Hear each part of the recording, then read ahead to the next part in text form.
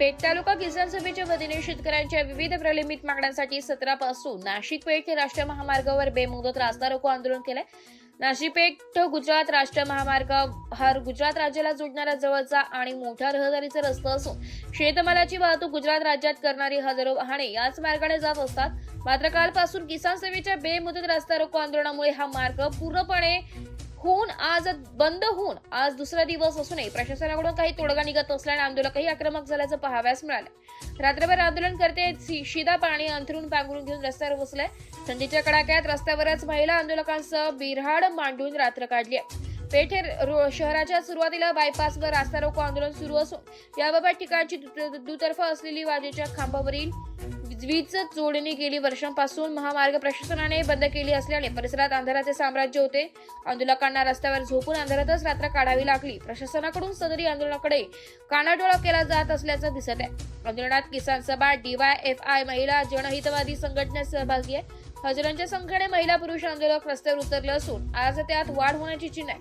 आंदोलनादरम्यान DYFIचे जिल्हाध्यक्ष इंद्रजित गावित यांनी मोर्चाकरी संबोधित केले। यावेळी राष्ट्रवादी शरद पवार गटाचे तालुका अध्यक्ष गिरीश गावित व शिवसेना तालुका नेते शिंदे गट भास्कर गावित यांनी आंदोलनस्थळी उपस्थित राहून रस्ता रोको आंदोलनास पाठिंबा दिलाय।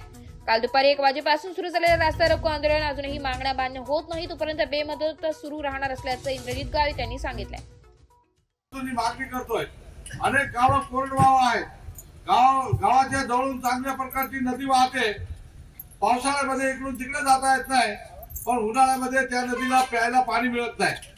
आणि जी माणसं त्या नदीच्या कडेला घर बांधून राहिलेले आहेत, गाव बसलेले आहेत, ते लोक मात्र दुसरीकडे कामाला जातात। दुसऱ्या लोकांना श्रीमंत करून देतो आपण, पण आपलं गाव, आपलं घर, आपली शेती जशी आहे तशी आहे। 848 महाराष्ट्र गुजरात रस्त्यावरती मार्क्सवादी कम्युनिस्ट पक्षाच्या वतीने जो बेमुदत रास्ता रोको करण्यात आला, या रास्ता रोकोसाठी राष्ट्रवादी काँग्रेस पार्टी शरदचंद्र पवार गटाच्या वतीने आम्ही जाहीर पाठिंबा देत आहोत। आपण जर बघितलं तर गेल्या 2 वर्षापासून कोटंबी घाट आणि सावळ घाट हा एक मृत्यूचा सापळा बनलेला आहे। आपण जर बघितलं तर जे ग्रामीण रुग्णालय पेठ असेल, ग्रामीण PEC असतील, या ठिकाणून जाणाऱ्या ज्या डिलिव्हरीच्या पेशंट असतील, छोटे बालक असतील किंवा स्नेक बाईटचे पेशंट असतील, ते नेत असताना बऱ्याच घटना सावळ घाटात असतील, कोटंबी घाटात त्या घडल्या आणि बरेच बालके असतील, वृद्ध महिला भगिनी असतील, यांचा मृत्यू झाला। त्या मृत्यूला कारणीभूत ठरणारे अधिकारी असतील, संबंधित ठेकेदार असतील, यांच्यावर त्वरित कारवाई तरी झाली पाहिजे। कारण की याची निविदा प्रक्रिया होऊन आता जवळजवळ 2 महिने झाले, अद्याप हा रस्ता चालू होत नाही। तरी हा लवकरात लवकर कसा होईल यासाठी शासनाने प्रयत्न करावा, अन्यथा हे आंदोलन तीव्र पद्धतीचं कसं होईल यासाठी राष्ट्रवादी काँग्रेस शरद पवार गट हा मार्क्सवादी कम्युनिस्ट पक्षाला समर्थन करेल आणि रस्त्यावर उतरून हे आंदोलन तीव्र करण्याचा प्रयत्न करेल। एवढेच आम्ही शब्द देतो आणि आपल्याला आदेश देतो। धन्यवाद। मार्क्सवादी कम्युनिस्ट पार्टीने रस्ता रोको जो केला हा एक महत्त्वाच्या विषयाला, म्हणजे जो आपला नॅशनल हायवे आहे, या नॅशनल हायवेवर सावळ घाट आणि कोटंबी घाट आणि त्यांचे अनेक प्रश्न आहेत। पाण्याचा प्रश्न असेल, छोटे रस्त्यांचा प्रश्न असेल, पिण्याच्या पाण्याचा प्रश्न असेल किंवा इतर अजून तालुक्यातले काही प्रश्न असतील, ते प्रश्न घेऊन या ठिकाणी रस्त्यावर रस्ता रोको केला। ह्या रस्ता रोकोमध्ये अतिशय शासन हे झेंडेचं कातडीचं आहे, अतिशय काम होत नाही। आणि आपला सावळ घाट जो आहे, कोटंबी घाट, हा आपल्याला सगळ्यांना माहीत आहे की आपण आता सगळेच कम्युनिस्टवाले असतील, शिवसेनेवाले असतील, इतर बाकीचे पक्षावाले असतील, सगळ्यांनी आतापर्यंत त्या रस्त्यावर रस्ता रोको करून इतर बाकीच्या गोष्टी करून बराचसा काही प्रयत्न केला। अजूनही तो चालू होत नाही। टेंडर निघालंय, टेंडर ठेकेदाराला दिलेलं आहे। आता तो जो कॉन्ट्रॅक्टर आहे तो कुठंतरी इलेक्शनमध्ये आहे।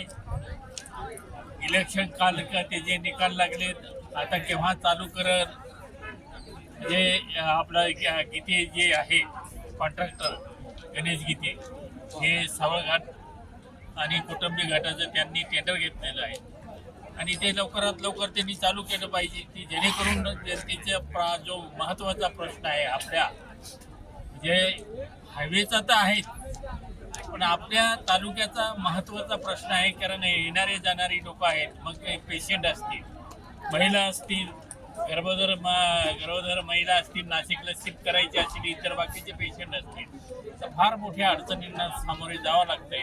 रस्ता नेहमीच बंद असतोय आणि हा रस्ता लवकरात लवकर कसा चालू होईल आणि लवकरात लवकर कसा तो पूर्ण करून दिला जाईल, याच्यासाठी त्या कॉन्ट्रॅक्टरने किंवा इतर बाकीची ती जी यंत्रणा आहे रस्ता प्राधिकरण, त्यांनी लवकरात लवकर ती करावी, जेणेकरून ह्या जनतेचा हा प्रश्न आहे नेहमीच हा रस्त्यावर उतरवून आणि रस्ता रोको किंवा इतर बाकीच्या गोष्टी मोर्चे काढून आणि अजूनही होत नाही.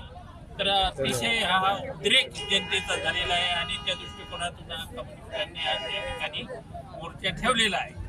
अखिल भारतीय किसान सभा नाशिक जिल्ह्याच्या वतीने आजपासून संपूर्ण नाशिक जिल्ह्यामध्ये आदिवासी शेतकऱ्यांच्या किंवा इतर शेतकऱ्यांच्या मागण्यासाठी आंदोलन चालू झालेलं आहे. प्रत्येक तालुक्याच्या ठिकाणी जे महत्त्वाचे रस्ते आहेत ते चक्काजाम रस्ता आंदोलन करून या ठिकाणी आमची दखल मुख्यमंत्र्यांनी घेतली पाहिजे आणि जिल्हाधिकारी असतील, विभागीय आयुक्त असतील किंवा त्या विभागाचे सेक्रेटरी आणि मुख्यमंत्री यांच्याबरोबरच आम्ही या ठिकाणी जे आमचे प्रश्न आहेत ते प्रश्न घेऊन आम्ही चर्चा करणार आहोत. तोपर्यंत आंदोलन या ठिकाणी मागे घेतलं जाणार नाही आणि सांगितलं असं 26 जानेवारी आमची या ठिकाणी रस्त्यावरच आम्ही जो प्रजासत्ताक दिन आहे तो प्रजासत्ताक दिन आम्ही या ठिकाणी रस्त्यावर साजरा करणार आहोत. रस्त्यावर आम्ही या ठिकाणी तिरंगा झेंडा फडकवून प्रजासत्ताक दिनाचं आम्ही जे काही सेलिब्रेशन आहे ते या ठिकाणी शेतकरी सगळं साजरा करणार आहोत. तोपर्यंत आंदोलन आमचं या ठिकाणी चालूच राहणार आहे.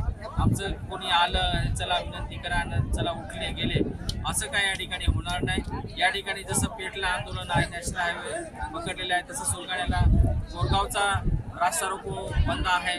त्या ठिकाणी दिंडोरी प्रॉपर शहरामध्ये रस्ता बंद आहे, चांदवडला बंद आहे, सटाण्याला बंद आहे, कळवणला बंद आहे, त्याचबरोबर हर्सुलला पण या ठिकाणी रस्ता बंद आहे आणि तलासरी होऊन पालघरला सगळे जे काही पालघर जिल्ह्याचे शेतकरी आहेत ते पायी त्या ठिकाणी जाऊ राहिलेले आहेत. ते 21-22 तारखेला त्या ठिकाणी पालघर जिल्हाधिकारी कार्यालयावर मिळतील आणि जो काही मुंबई अहमदाबाद नॅशनल हायवे आहे त्या हायवेच्या एका बाजूला हे सगळे शेतकरी त्या ठिकाणी चाललेले आहेत.